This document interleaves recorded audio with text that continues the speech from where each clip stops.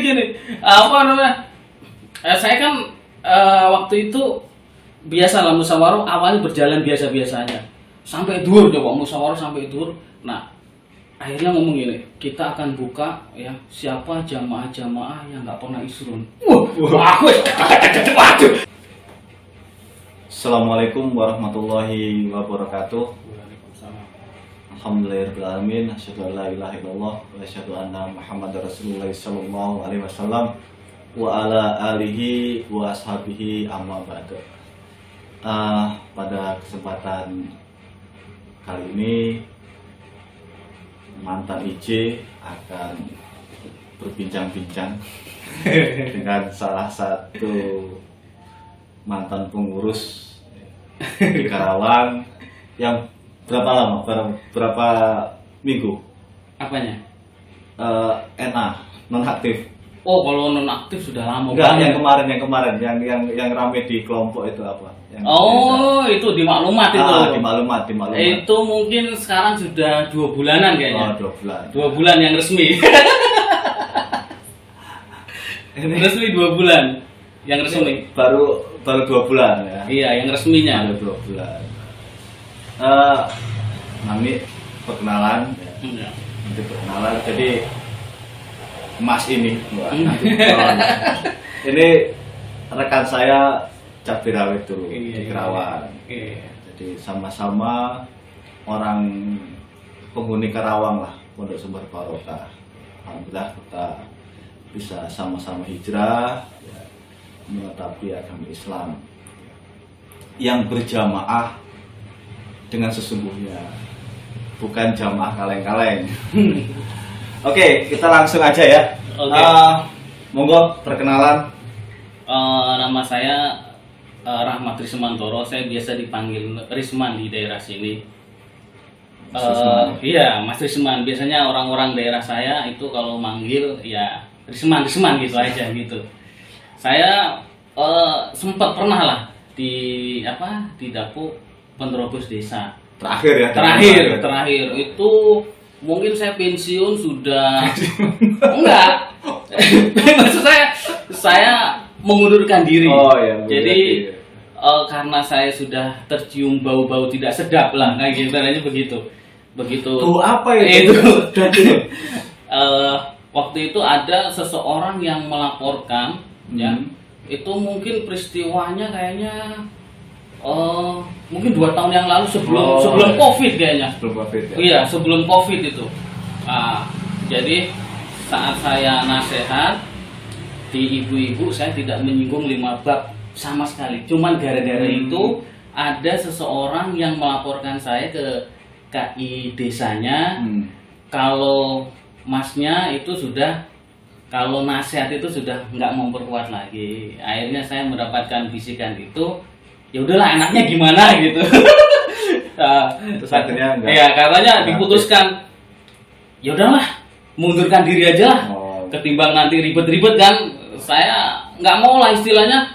Saya itu pengen di maklumat itu saya tuh sebenarnya sangat menghindari. Karena pertimbangan saya, pertimbangan keluarga, nggak enak kan. Kayaknya kalau di maklumat itu kayak murtad kan. Kitanya biasa, tapi keluarga yang lain ini yang jadi problem kan. Kalau kita mah dimurtadkan, lah murtadin gimana kan, kita sudah ngerti. Cuman yang jadi masalah keluarga kita jadi akan mencap kita ini, wah kok kamu merejel hidayahnya gimana? Kan itu, wah anakku surganya hilang ini. Yang sudah kan begitu. Jadi kita juga, saya pun sulit untuk menjelaskan kepada mereka gimana sih cara menjelaskannya gitu. Kalau kita jawab nanti domong keminter, ya kan? Ini serba salah, ya kan? Kalau ini saya putuskan, udahlah mendingan saya diem aja gitu. Saya diem, saya nggak mau ribut, ya kan? Saya nggak mau ribut. Pokoknya, aktif lah ya. Saya udah mengatakan ke Pak Yainya, udahlah saya nonaktif aja lah, gitu. Pokoknya terserah panjenengan gimana caranya ngolah bahasanya, terserah situ, saya bilang gitu. Akhirnya ya udahlah saya nonaktif gitu aja. Dan selama itu saya aman. Saya aman. Oke, Mas Risman ini juga bibit unggul ya. Oh iya. BB itu Saya dari udah iya, jamaah saya ya? keluarga jamaah. Jadi mubalek itu Saya lulus SMA. lulus SMP malah. Lulus SMP. Iya. Tahun berapa itu? Tahun 2000 saya lulus. Maksudnya lulus tes, pernah tes lah di Kediri gini-gini pernah tes. Ada ijazahnya. Nah, itu yang jadi masalah. Yang jadi masalah itu. Aduh, saya gini-gini pernah tes saya. Tes tahun 2000 ya? Tahun 2000. Jadi pas kalau bisa dibilang waktu itu guru-guru pada ngomong mau balik milenial. Emang milenium apa beda? Milenium ya, zaman milenium ya. Bukan milenial yang sekarang, milenium ya, mau balik milenium katanya. Itu lulus SMP itu ya? Iya, saya lulus SMP. Lulus SMP terus tes. Iya, lulus SMP terus saya tes ya. Terus kan modulnya di sini dulu. Maksudnya GBSB. Oh, Budi Mulia belum ada. Belum ada. Saya di sini terus mondoknya di Kerawang, terus di Kediri itu cuma tes aja. Oh, tes aja. Iya, jadi GPSB. Iya. Terus SMA? Enggak, saya nggak sekolah SMA. Oh, Gitu. Saya pendidikan formal saya cuma SMP. oh, Gitu. jadi emang paham banget. Wow, paham banget. Ya zaman dulu itu nek kue tuku sapi oleh tampare. Lah iya mestilah. Dan sekarang gambaran-gambar itu begitu kita waras yo sama. Kue nek tuku seblak mesti oleh plastik. itu dulu itu. Nah, dulu kan saya sangat paham banget gitu. Sangat paham banget. Mantep jamaah gitu. Just, ini pelurunya Bapak. Oh iya, peluru. Kayaknya bangga banget waktu itu kan. Bisa tes, kemudian cita-cita orang tua juga kan. Kayaknya itu bangga banget gitu. Kalau saya bisa jadi mubalek itu kayaknya sesuatu yang wow. Gitu loh. Tugas pertama di mana ya? Saya tugas pertama di Subang. Oh, Kelompok Cipendei. Ya sampai sekarang masih ada kelompoknya. Itu cuma kelompok kecil aja, kelompok kecil. Saya tugas pertama di Subang, kemudian saya melanjutkan waktu itu di Jambi. Di Bangko ya, tempatnya Pak Bashir ya, di Bangko. Kemudian saya sempat sempat ngaji ini asrama lagi. Asrama. Saya pernah asrama Sunan Nasai, Abi Dawud. Pokoknya sebenarnya ini saya mondok itu juga bukan ya karakter saya beginilah. Bukan anak yang alim-alim banget gitu. Antara bisa bergaul dengan yang alim, bisa bergaul dengan yang inilah pokoknya. Yang selengean lah. Ya buktinya saya mondok itu di Kediri ya tahun 2000. Itu kan Persik Kediri lagi bagus-bagus. Oh ya. Tiap main Persik Kediri saya nonton coba. Anak pondok coba dan gak ketahuan. Jadi aku biasa ngebunglon. Bayangin setiap Persik Kediri main aku mesti nonton. Kecuali kalau main malam itu cuma beberapa kali saya nonton. Yang main sore pas saat Persik Kediri latihan, saat Persik Kediri main saya nonton. Nah, saya sebenarnya mulai agak janggal di hati itu saat saya pernah menerima isnad. Jadi saya ingat itu waktu menerima isnad Sunan Nasai kalau nggak salah. Itu pertama kali saya menerima. Itu kan ada terakhirnya itu saya udah lupa tahu isnadnya kemana, udah nggak tahu urus ya kan. Nah, itu terakhirnya itu hadasa pokoknya Pak Nur Hasan terus Pak Dohir. Terus di bawah-bawahnya ada tangga tangannya Pak Eko, Pak Kolil itu di bawahnya gitu. Apa isnad itu kayak gini ya gitu. Kan aku kan nggak pernah ngaji ke Pak Dohir. Kenapa terakhirnya Pak Dohir? Gitu. Cuman kan waktu itu udahlah. Lalu aja kan kita itu seolah-olah kalau membicarakan Jokam itu seolah-olah seperti membicarakan Tuhan. Seolah-olah ya kalau sekarang itu seolah-olah tauhid kita itu ada di jamaah ini gitu. Jadi kita nggak boleh. Udahlah. Ya udah lalu aja gitu. Tapi ya seiring perjalanan dengan seperti itu akhirnya ya lama-lama saya ketemu juga gitu. Terus berarti tugas di Subang, di Jambi Bangko, terus di Jakarta abis Mas Pak Gufron. Oh iya Pak Gufron satu kelompok. Satu kelompok lah. Iya. Satu kelompok saya sama Pak Gufron ya, satu kelompok sama Pak Gufron. Terus sekitar 2006 kalau nggak salah, kalau nggak 2006 2008 saya lupa, saya pulang lagi ke Kerawang ya, ke Kerawang. Nah dari situlah saya didapuk, pulang dari Kerawang lah, baru penerobos desa gitu. Itu ya dari mulai 2008 ya sampai kemarin sebelum Covid aja itu. 2000. Oh ya, saya ingat waktu Kalau belum sampai daerah itu ya. Belum sampai daerah mana? Kerawang itu belum, Kerawang Barat sama belum Timur. Oh, masih.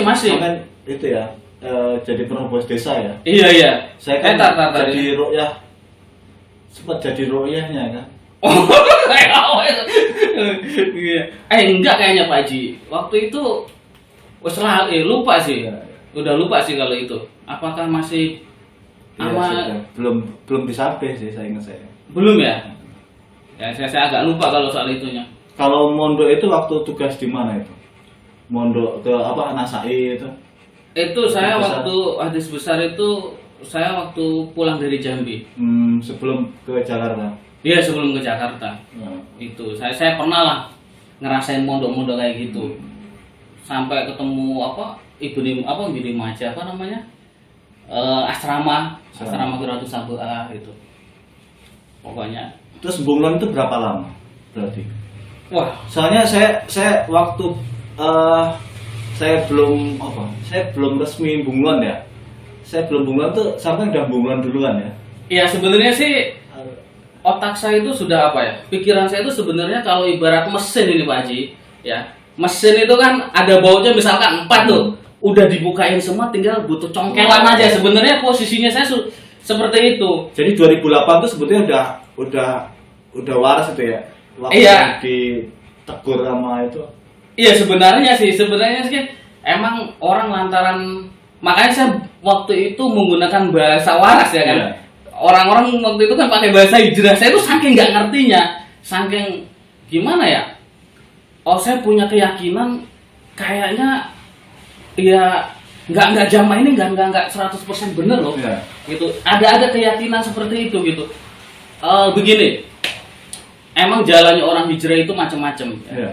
Saya itu kebenaran senang nonton yang bersifatnya itu diskusi. Pokoknya tahu-tahu saya itu suka nonton yang bersifatnya diskusi.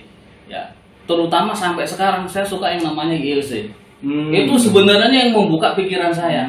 Sebenarnya itu tidak ada kaitannya dengan agama, tapi gitu. Tetapi paling nggak itu membuka pikiran saya, gitu. Membuka pemikiran saya paling nggak begini. Ketika saya sempat ngomong sama Mubalek Pondok juga, sempat saya ngomong kalau orang luar dari jamaah itu saya nggak yakin, saya nggak percaya kalau dia deblek. Saya bikin rasionalnya begini. Sekarang yang keluar rata-rata mubalek.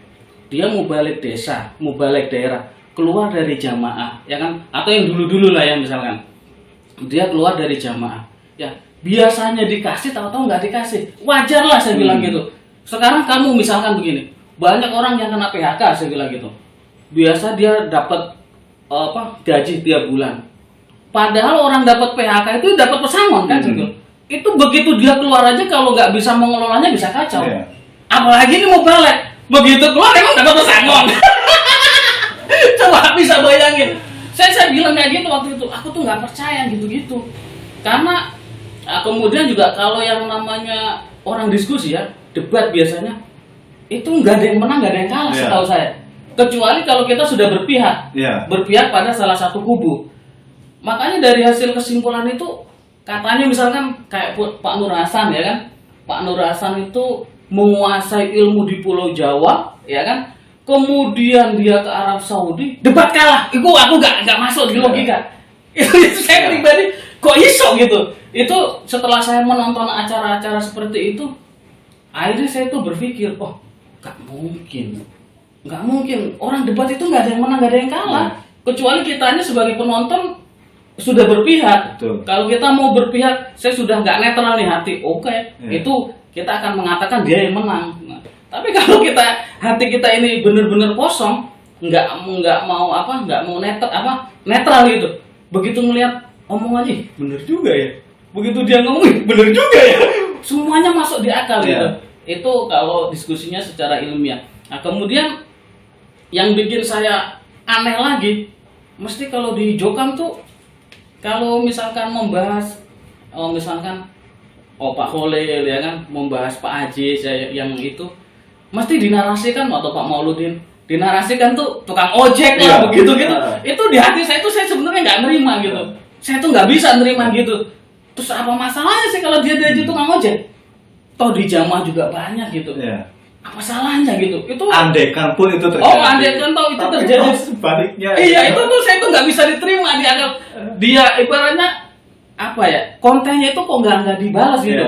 Yang dimaksud dia kan kayak misalkan kalau dia ucapannya begini balas saja.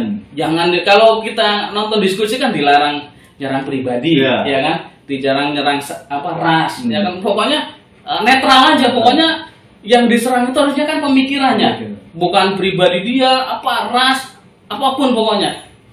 Cuman kalau di kita kan yang diserang malah kepribadian. Dia wong saya metu-metu apalagi dulu kan yang keluar di Kerawang ini orang-orang nggak punya. Saya metu toko jamaah gorong cemungus. Aku wis saiki wong wis gak iso diajak diskusi, wis gak dia. Jadi makanya saya di dalam sendiri nggak pernah ngomongin agama. Oh ya Mas Usman, rumah posisi di mana coba? Saya rumah posisi di samping Budi Mulya. Jadi di dalam komplek. Dalam komplek. Di dalam komplek Budi Mulya. Iya. Jadi mau pintu masuk ke rumah Budi Mulya ya? Iya pas aja di situ. Depannya pokoknya.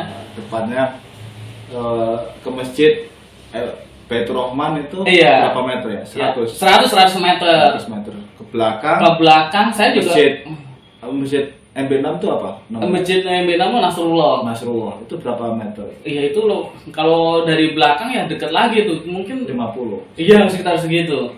Ke MB5. Ke Bapak Imam Daerah. Cuman kalian berapa rumah saya? Gitu. Bapak Imam Daerah Karawang Barat lah. Iya. Deket banget saya. Jadi rumah Mas Risman ini sangat strategis pemirsa. Saya sangat dekat sekali.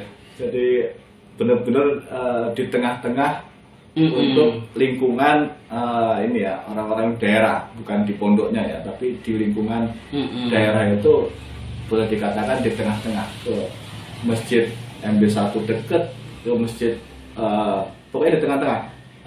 Masjid Budi Mulya, masjid MB6, masjid MB5. Wah, ini di tengah-tengah posisi. Iya. Dan saya masih yang satu-satunya yang orang di maklumat masih untal-untul di situ ya kan. Pak Nana. Iya sih. Cuman kan Pak Nana kan dia kesibukannya kan beda dengan saya.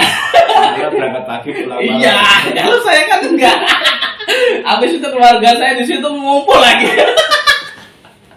Kadang aku bingung di situ, kadang yang bikin saya bingung itu di situ sebenarnya. Masalahnya adanya Mas Risman ini lagi desa. Mepet lagi kan sama saya, jadi kan ribet saya juga lah. Gitu. Jadi itu tadi masalah debat ya. Debat itu memang salah persepsi kalau di saudara kita yang tua itu. Debat itu tadi mereka punya pandangan masing-masing. Ya. Contoh kayak imam mazhab, ya, seperti Imam Maliki dan Imam Hanafi. Itu tidak ada yang kalah, tidak ada yang menang. Iya, tidak ada yang kalah, tidak ada yang menang. Karena mereka menyampaikan pendapatnya dengan menggunakan Al-Quran dan Al-Hadis, ya, serta pandangan mereka dalam menyimpulkan Al-Quran dan Al-Hadis ini. Jadi, ya mereka berbeda. Tapi ya saling menerima. Betul. Yang salah itu kalau debatnya tidak menggunakan hujah, tidak menggunakan hujah Al-Quran maupun Al-Hadis. Nah, itu yang salah itu. Dengan pendapat pikiran mereka sendiri ya, seperti yang saudara-saudara kita itu Islam Jamaah itu, dia kan tidak menggunakan hujah Al-Quran dan Al-Hadis, tapi menggunakan akal mereka, ro'i mereka, seakan-akan mereka yang paling benar. Jadi dampak kita suka ikut diskusi itu sebenarnya banyak manfaatnya, walaupun sebenarnya nggak harus ranahnya, padahal itu bukan ranah agama ya. Contoh saya kalau ngaji daerah Pak Haji, itu kan suka disebutin organisasi-organisasi ya. Itu sebenarnya bagi saya itu kayak berita basi banget. Benar, kalau kita suka dengerin berita dan lain sebagainya itu niron banget. Bahkan kita kan kadang organisasi itu kadang lucunya begini, suka bangga-banggain kita kedatangan seorang bupati misalkan, anggaplah bupati, dia bangga dengan datang kan ke kita, akhirnya kita tunjukkan dia akhirnya membanggakan dengan trisuksesnya. Ya kalau bagi pandangan saya, yang namanya tamu ya wajar lah ya. Ngomong kayak gitu membanggakan, misalkan mosok mau jelek-jelek itu kan logika kan. Enggak, biar coba kalau misalkan tokoh politik itu kalau ngomong itu jangan 100% dipercaya. Misalkan tokoh politik, dia pengen nyalon jadi presiden, dia datang ke Sumatera Barat, makan. Masya Allah, ini rendang itu enak banget ya kan. Ini harus dilisensi, ini jadi sebagai hak paten kita. Begitu dia terbang ke Jogja, makan gudeg ya kan, engkau ngomong juga, iki gudeg ini sebenarnya tidak kalah dengan masakan-masakan. Begitu terus saja. Nah pejabat itu datang ke kita ya kan, itu ngomong kayak gitu tuh jangan terlalu lebay lah gimana. Saya itu dengarnya, ya iki yo popoan gitu. Cuma kan mereka itu kan kayaknya yang namanya yang dibawa terhipnotis kayak yang iya aja. Bahkan saya itu di hati saya itu dulu itu berpikir begini, kalau organisasi bagi-bagi parcel ya, bagi-bagi parcel itu koyoknya cuma organisasi ini doang yang lebaran bagi-bagi parcel. Dan sekarang saya buktikan, saya tanya ke teman-teman Nahdlatul Ulama ya kan, saya kebenaran dekat dengan mereka bagi-bagi nggak? Ya nggak ada lah, yang ada pejabat yang ngasih. Kita bagi-bagi apa Idul Fitri kasih ke sana kemari, dan bahkan sampai sekarang insya Allah masih ngasih nuansa ya. Iya. Coba. Masih. Itu kan sebenarnya zaman sekarang itu udah nggak relevan coba. Coba Pak Haji tahu Pak Haji ya. Cetakan mana ini apa? Media cetak yang masih berkibar sekarang itu masih ada banget. Nggak ada. Kan sebenarnya kita malu-malu itu. Bukan kita sekarang. Oh iya. Sorry. Jangan ngisen aja. Yakin. Hari gini datang. Yakin. Bayangin ya kan kalau datang ke mana ke Koramil ya kan. Tik. Pak, ini Pak. Datang ke Jawa apa ini Pak? Hari gini ini organisasi apa ini? Orang mah sudah pakai ya kan? Pakai digital. Orang sekarang dakwah pakai macam-macam. Ini masih begituan coba.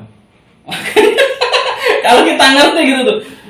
Walaupun saya ibaratnya tadi lulusan SMP ya kan, tapi karena saya suka hobi yang sebenarnya dengan pekerjaan saya itu nggak ada relevannya kan. Cuma karena saya ini senang aja, hobi aja gitu. Jadi akhirnya saya bisa terbuka gitu. Itu yang buka pikiran saya itu di situ. Itu tadi debat tadi kayaknya karena sering nonton ILC ya. Itu kayaknya ada cerita seru itu ketika beberapa kali di sidang itu. Iya, sebenarnya saya sudah, kalau misalkan saya buka tutorial cara bunglon kayaknya kayaknya saya paling banyak gitu. Kisah perbunglonan saya kayaknya paling banyak. Saya pernah Pak Haji, kalau seandainya saya waktu itu saya ini bukan debat kalau seandainya saya nggak ngerti klipnya Jokam, kayaknya saya udah sebelum desa ini disape kayaknya saya sudah dimurtadin kayaknya. Saya kan pernah waktu itu desa apa daerah? Desa. Desa. Iya. Desa dulu ya. Desa dulu disape terus kemudian daerah ya. Karena waktu itu saya ingat Pak Barok masih Imam desa. Masih imam desa. Kan waktu itu ada musyawarah 4S keuangan, tapi ini khusus keuangan. Saya tuh sebenarnya agak jengkel kayak Pak Bayu waktu itu sebetulnya. Aku gimana ini caranya iki kan Pak Barok ya kan, Pak Samiti wis Mas Prapto wis ana ning kono kabeh. Wah, piye iki jenenge. Wah, kok tenang ya kan. Ya terus dibuka dulu. Kayaknya ini belum ada kan tempat lain tuh. Bener-bener desa kita ini terstruktur. Pokoknya rapi banget soal keuangan itu. Pak Bayu orangnya sangat tertib. Paling mantep lah. Pak Bayu bendahara ya? Keuangan ya? Iya, dia itu pokoknya luar biasa ya kan. Saya itu tidak pernah menduga kalau sampai kejadian dicek seperti itu. Akhirnya begitu dicek dari MB1 ada beberapa orang, aslinya yang nggak isrun ya banyak, adalah Setiap kelompok itu mesti ada. Setiap kelompok. Tibalah gilirannya MB6. Wah. Giliran aku giliran begitu. Ada nama saya kan. Wah, ini gimana? Mas Rusman kok nggak pernah isunya kok nggak pernah ada gitu. Itu berapa bulan itu? Wah, sampai bulan. Aku piye ya? Aku saya harus punya cara ya kan, punya cara. Saya ngomongin, saya memelas, maksudnya gini, bapak-bapak mohon maaf ya, secara ekonomi saya ini agak sulit lah, sehingga saya tidak bisa untuk isrun karena kebutuhan saya, keluarga saya terlalu banyak lah gitu. Saya kan penghasilannya nggak pasti gitu. Nah, dengan jawaban seperti itu, ya alhamdulillah. Ini saya selamat karena saya punya hitung-hitungan. Kalau di Jokam ya, asal kita tidak ngomong, wah Pak, saya nggak isron itu karena isron itu apa namanya, itu bita Pak, nggak ada dalilnya Pak. Wah, kalau saya waktu itu jawab itu habis saya waktu itu. Karena saya waktu itu jawabannya begitu. Jadi mereka itu menyadari ini salah satu trik ya kan, salah satu trik. Bahkan kalau di Jokam ini, misalkan begini, Pak Haji, kita pergi hari Jumat, ya kan? Ditanya, kamu Jumatan di mana? Oh, masjid kan banyak. Itu malah nggak aman. Nggak aman ya? Timbang ngomongnya, kamu Jumatan di mana? Oh, aku nggak Jumatan, orang nggak ketemu di jamaah. Itu malah aman. Itu lebih aman ya kan? Itu lebih aman. Itu memang logikanya memang itu kewale-wale. Makanya begitu hal-hal seperti itu kadang yang bikin saya itu kok kayak gini ya beragama ya. Bahkan saya pernah waktu itu kayaknya saudaranya jenengan apa siapa ya kayaknya? Kayaknya ada cewek yang pakai niqab itu loh. Kalau dulu kan kita kenalnya kan cadar ya kan? Dia apa? Enggak, saya nggak tahu pokoknya. Pokoknya itu tuh orang tuh suka menggunjing gitu. Saya tuh bertanya lah, ngapain sih waktu itu kan saya belum terlalu waras lah ya, belum ngerti ini. Tak omongin, ngapain sih gunjing-gunjingin orang kayak gitu? Masih mending dia pakai kayak begitu. Orang yang pakai celananya ketat aja kita masih ngomong, ngapain kita rese-rese? Itu loh kalau misalnya orang kayak gitu udah biarin aja. Toh masih dia dulu suka pakai niqab ya, pernah. Iya kayaknya masih saudaranya Pak Haji kayaknya mah gitu, dengar gitu. Saya tuh jadi bahan gunjingan gitu. Iya, jadi bahan gunjingan tuh saya tuh suka nggak seneng, maksudnya kalau itu dipermasalahkan, kenapa sih perempuan-perempuan di kita pun masih suka kerudungannya nggak ini, kadang pakai lepis, kadang istilahnya kalau apa pakai gamis segitiganya ngecang, itu kan masih suka kita jumpa gitu. Sampai sekarang pun kita suka, walaupun nggak semua ya, tapi suka kenapa kayak gitu-gitu kok nggak dipermasalahkan. Itu yang bikin saya wah, berarti ya itu saya membuat kesimpulan begini. Di ini ada orang ekstrem kanan dan ekstrem kiri. Ya. Kalau ekstrem kiri ini anggap aja orangnya senangannya ngerokokan, mabukan, nyolong, wes pokoknya macam-macam ya kan. Nah, kalau ekstrem kanan ini orangnya senang ngaji ya kan, yang gitu-gitu senang ilmu ya kan. Nah, ini kalau jalur keluarnya lewat ekstrem kanan ini, wah itu bakal habis nih mutan gue. Tapi gue nek metune tuh kalau jalur ekstrem kiri, ya kan? Aman. Makanya kalau di jalan raya kan sudah ada tulisannya tuh kiri lurus, kalau kiri langsung. Suka ada tuh di jalan raya, di lampu merah tuh kan suka ada kiri langsung kan begitu. Nah, makanya kalau lewat jalur begitu, nah saya waktu itu pikir saya, oh ya, aku mendingan lewat jalur gue. Aku pikir gue kok ngono, aku lewat jalur sini gue. Karena nek jalur itu aku gak bakal saya kalau lewat jalur itu aku gak bakal diumum-umumin gitu. Nah itu saya lebih enak gitu. Karena saya kalau diumumin itu saya tuh nggak enak sama keluarga saya gitu kan, seolah-olah saya itu pengkhianat, seolah-olah saya itu apa ya, jadi sebagai musuh akan menghancurkan jamaah. Itu yang stigma itu yang jadi masalah. Mereka kan nggak mau dengan penjelasan kita gitu loh. Ya, saya kan pernah ya kan, setelah saya dimaklumat, saya dipanggil orang tua saya kan, dipanggil orang tua saya, coba saya saking sopannya, saya berusaha ya, ini soal penilaian sopan mah subjektif, orang lain yang menilai. Saya 45 menit beliau bicara, ya itu saya perhatikan saya nggak ngomong apa-apa, saking aku tuh ingin menghormatinya gitu. Aku nggak pengen menjeda. Seandainya dari menit awal saya jeda saya bisa, cuman aku nggak gelem lah, nggak usah. Dan saya memperhatikannya serius. Artinya memperhatikan, aku nggak mainan HP gitu tuh. Aku nggak mau mainan HP, pokoknya tak dengerin serius ya kan. Tak dengerin serius ya. Tak lihat, kebetulan saya ada jam tak lihat.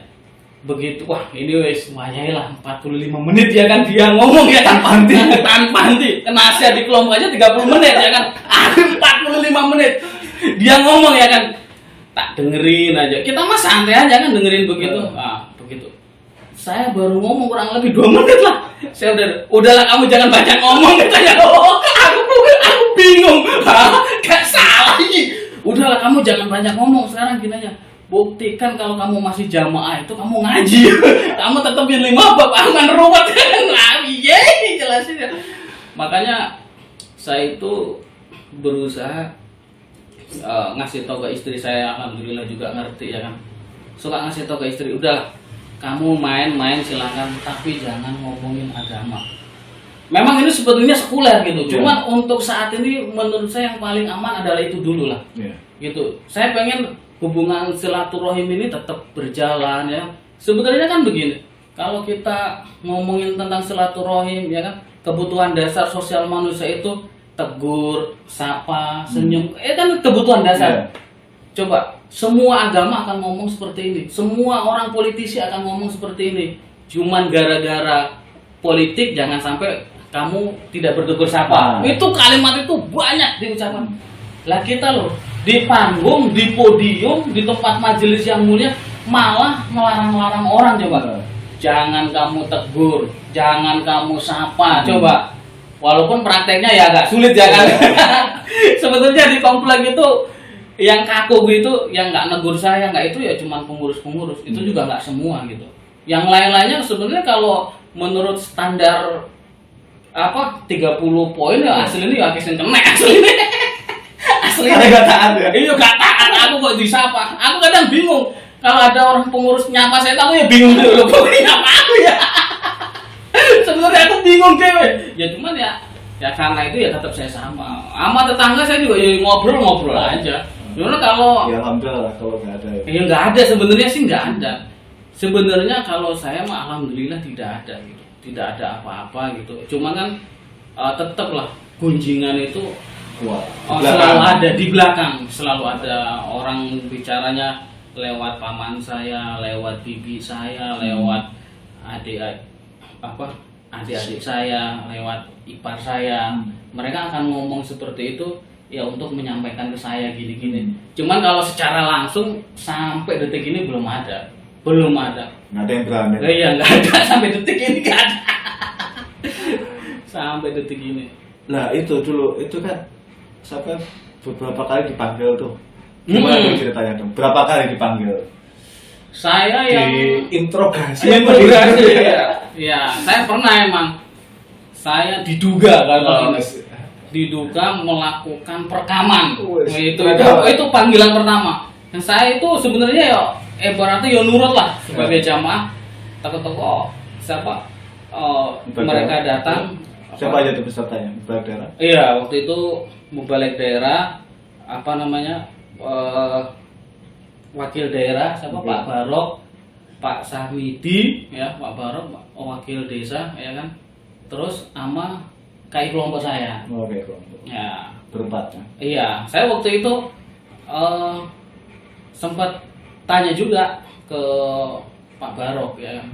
Sempat tanya waktu belum naik ke atas itu. Ini kalau nggak salah ini awal permulaan COVID ini. Awal mula nggak boleh jabat tangan itu.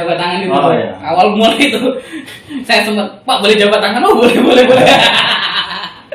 Awal mula itu 2020 ya. Itu 2020. Awal 2020. Saya sudah mulai ciumannya tuh terlalu kuat gitu.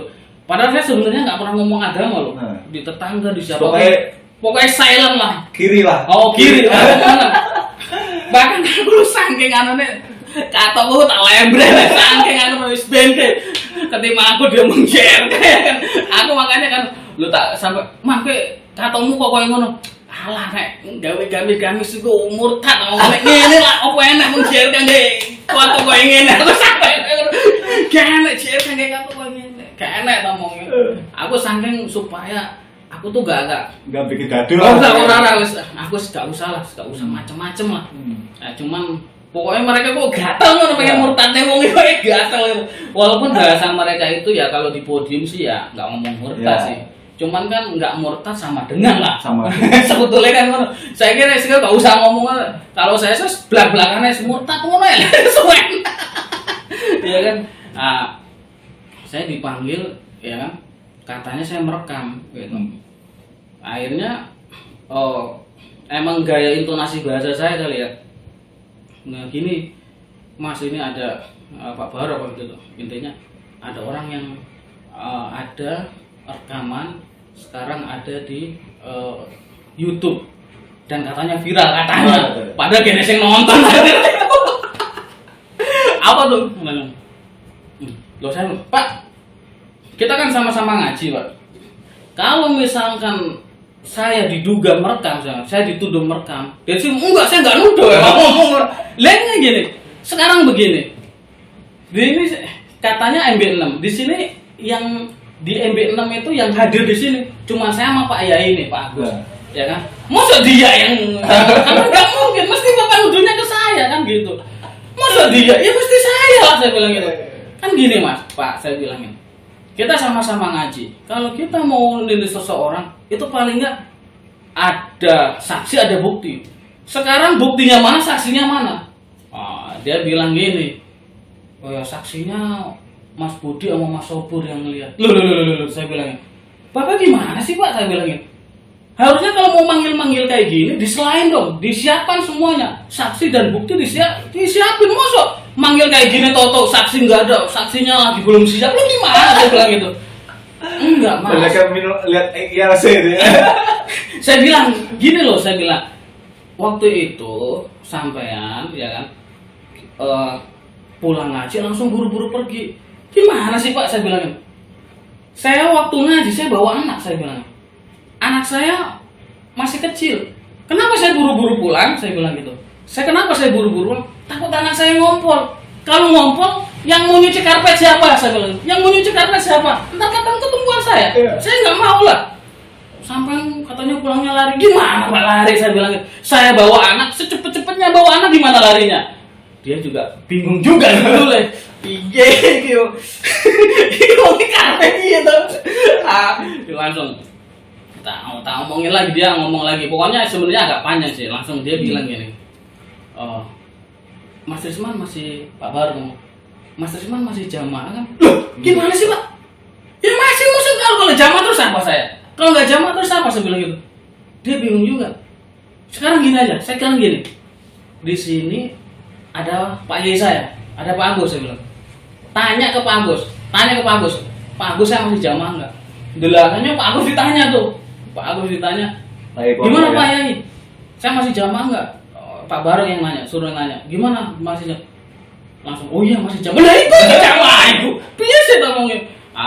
Akhirnya dia ngomong begini juga, gini Mas, ya kan? Sampai memang masih jamaah, tapi sampai itu jarang ngaji, jarang ikut kegiatan. Sekarang saya tanya lagi Pak, ada nggak selain saya di kelompok itu yang nggak ngaji, yang bules kayak gitu? Ya ada sih Mas, ya udah ngapain dimasalahin? Ngapa dimasalahin taman? Baru itu masalah, ini masalah bar ya kan? Tapi sebetulnya masalah bagi yang bar. mau berhadapan dengan tim kalau pengen berdiplomasi seperti ini, salah satu triknya. Nanti banyak lagi nih. Iya sebetulnya itu juga sempat takut juga. Sampai dia ngakoni Pak Sultan. Ambil iya, saya kan Pak Sultan juga ambil terus apa tamangnya? Pak Sultan ambil kan tamangnya. Iya. Ya nek ambil terus apa bisa sampean podo-podo ngaji lah. Malah bingung dhewe tamangnya. Bingung kan dhewe. Ya banyak sebenarnya. Saya juga sempat ditanya tentang kumpul-kumpul sama Mas Fahmi gitu. Oh iya. Itu kumpul-kumpul sama Fahmi ya kan. Itu juga sempat. Ya sebenarnya gimana ya? Logika Jokam itu memang aneh gitu. Kita itu dilarang berkomunikasi ya bahkan komunikasi nggak boleh, ya kan? Berniaga tentu nggak boleh ya, berniaga tentu nggak boleh. Tapi kan faktanya ya, lucunya faktanya, itu lo masjid MB1, tukangnya wong jobo coba, karo bangun karo ngerokok coba. Itu masjid MB1, duit toko Isrun ya kan, toko jamaah. Kenapa nggak diberdayakan dengan orang-orang situ? Itu kadang logika seperti itu kadang yang bikin saya itu apa-apaan kayak gitu. Makanya ketika saya dibilang markas saya, rumah saya sebagai markas JRK itu ya mereka juga saya pertanyakan juga. saya waktu itu ngomongnya memang ya sederhana loh. Saya loh nganggap kayak Mas Fahmi, Mas Rojak itu anggap kayak wong jobo. Mereka wis wong jobo kamu. Nggak bedanya kayak kita bergaul dengan orang luar, emang nggak boleh kamu ini. Apa masalahnya saya bilang gitu? Saya gitu, ya contohnya kayak itu masjid MB1 dibangun juga ambil wong jobo. Masjid Kapling juga wong jobo ya kan. Semua yang bangun kan wong jobo. Kenapa apa masalah aku dengan mereka ini? Terus sempat nanya, kok itu mereka bisa datang ke situ itu gimana prosedur? Maksudnya tahu-tahu itu gimana gitu ceritanya? Loh, kalau soal nanya gitu Pak, tanyanya ke mereka jangan ke saya. Lah kan aneh. Nah kok teko ya. Saya kan mereka datang ya tak terima. Kan begitu aja kan kok. Itu kok mereka bisa datang itu sampai berempat itu gimana? Ya tanya mereka, jangan tanya ke saya tahu. Makanya begitu. Tak balik-balikin begitu. Mereka nah kok iya aku iki wong iki iya sih. Tapi aku tuh intinya aku gak gelem lah. Nggak mau nggak mau ribut lah. Itu aku pengen tetap menjaga kondisi gitu, menjaga kondisi karena nanti kalau kita ini kan saya ngomong gini sebenarnya ya berat ya kan, cuman kadung ibaratnya. Aku harus kadung di maklumat, terus kadung di murtad, wes kadung ibarat adus kadung jebur aja. Makanya kalau misalkan dulu ya kan kita bergaul ya kan keluar kita masih jaga-jaga ya kan di komplek tetap kita kita jaga ya kan nama baiknya. Sekarang kalau mereka nanya misalkan tentang jam, ayo kita jeblosin kita bagi nggak enak istilah fatona bitona aku gak kerungu mana gak enak di kamus kita kok fatona bitona itu apaan ya kan. Tapi memang kalau di luar itu yang paling banyak bertanya itu justru masalah-masalah klasik masih seputar kalau masjid dipel itu paling banyak. Tapi kalau saya kan kita kan berbicara tentang fakta ya kan. Kalau itu sering saya bantah. Ini pengetahuan saya. Saya yang sejak kecil di situ ya, yang sejak kecil di jamaah di barokah ya kan. Saya tidak pernah menjumpai hal yang seperti itu. Tapi kalau yang lain-lainnya ya udah, yang takfiri itu pasti. Pokoknya bapak ini semua ini dianggap kafir, ya saya ini dianggap murtad, ya kan itu yang hal-hal yang seperti itu. Nah itu kita akan bongkar itu. Cuman yang paling banyak itu ya tentang tentang ngepel itu paling banyak. Padahal itu sebetulnya nggak ada. Ya sebenarnya itu nggak ada. Kita juga ngomong kalau itu enggak Pak kalau itu. Kecuali kalau ya ada beberapa kasus lah ya kayak di pondok dulu saya tahu kan ada orang dari kamar mandi nggak cuci kaki langsung ke masjid. Nah itu jadi masalah. Dulu emang saya sering jumpai itu. Tapi saya tadi cerita sama Mubalek juga. Dia sekarang bunglon juga. Ya, dia ada Mubalek maksudnya. Dulu pernah jadi Mubalek, sekarang udah enggak. Dulu ya. Dia ngomong ke saya, "Man, itu fakta tau, aku pernah tugas di daerah luar Jawa gitu." Itu aku nggak menjumpai. Jadi aku nggak ngomong gitu. Saya tuh ngomong yang sesuai fakta aja. Kalau nggak fakta kita nggak bakal ini. Nggak bakal ungkap gitu. Kita yang realitis yang ya pokoknya kita mah nggak ada fatona bitona lah, ngapain ya kan, wes kadung kan begini. Kalau aku nggak dimurtad, nggak dimulap, aku nggak wani. Kita nggak berani lah ngomong kayak begini. Kita nggak berani ngomong kayak enak. Toh kalau misalkan seandainya kita macam-macam, mereka manggil kita juga kita kayak aduh kita harus datang nih kayak diikat ya kan. Tapi kalau sekarang kue siapa nyela aku istilahnya ngono Terus saya kata itu, wes apa nyala-nyala? Apa kepentinganmu? Kayak kita nggak kenal mana? Iku imam desa, imam desa, apa wes podo wong, podo warga masyarakat, terus podo mereka. Apalagi kita tahu mereka yang punya sangat aduh. Makanya begitu kita ya udah palang tua ya kan, begitu hijrah ke palang kayak gini kan udah nggak mungkin untuk